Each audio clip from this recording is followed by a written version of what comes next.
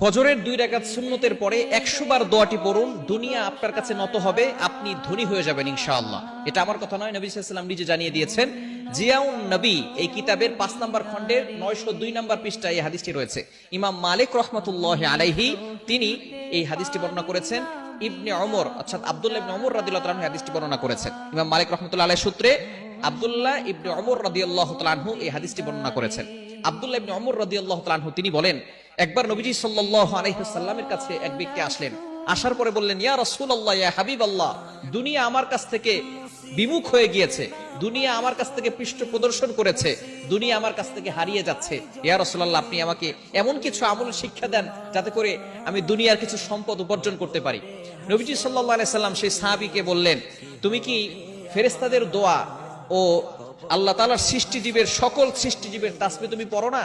যেই তাসবিহের কারণে সকল সৃষ্টিজীবকে আল্লাহ পাক রব্বুল আলামিন রিজিকের ব্যবস্থা করেন, এই দোয়াটা কি তুমি পড়ো না? তখন নবীজি সাল্লাল্লাহু আলাইহি সাল্লাম এই দোয়াটা সেই সাহাবীকে শিক্ষা দিলেন। এই সাহাবী সেখান থেকে চলে গেলেন। চলে যাওয়ার পরে কিছুদিন তিনি আসলেন।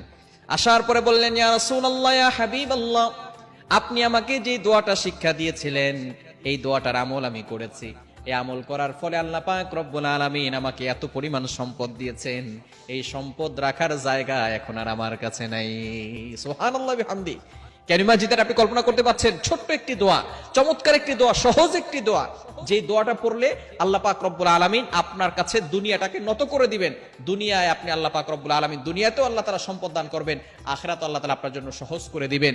চমৎকার একটি দোয়া হচ্ছে সুবহানাল্লাহি ওয়া বিহামদিহি সুবহানাল্লাহিল আযীম আস্তাগফিরুল্লাহ, সুবহানাল্লাহি ওয়া বিহামদিহি সুবহানাল্লাহিল আযীম আস্তাগফিরুল্লাহ। কখন পড়বেন? সুবহে সাদিকের সময়। এই সময়টা হচ্ছে 2 রাকাত নামাজ, অর্থাৎ ফজরের 4 রাকাত নামাজ, 2 রাকাত সুন্নত, 2 রাকাত ফরজ।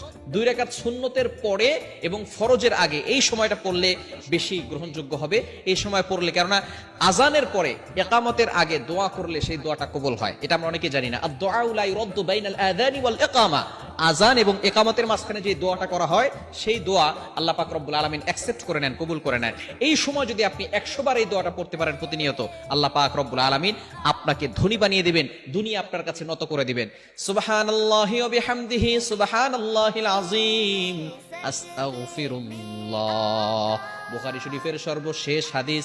চমৎকার এই হাদিসের ভিতরে এই 2টি বাক্যের কথা উল্লেখ করা হয়েছে। নবীজি সাল্লাল্লাহু আলাইহি সাল্লাম জানিয়ে দিয়েছেন।